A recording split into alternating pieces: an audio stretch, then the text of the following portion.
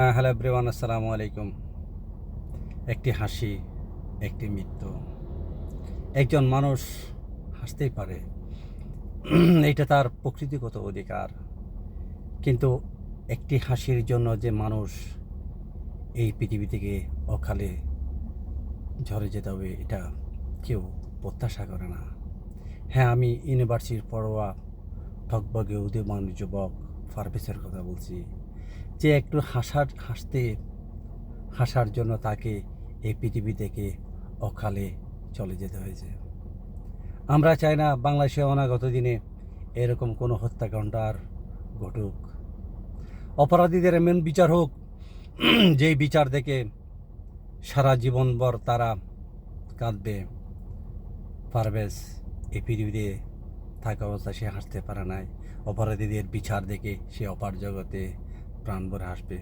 সবাই ভালো থাকবেন, অনেক ভালো থাকবেন। আল্লাহ হাফেজ।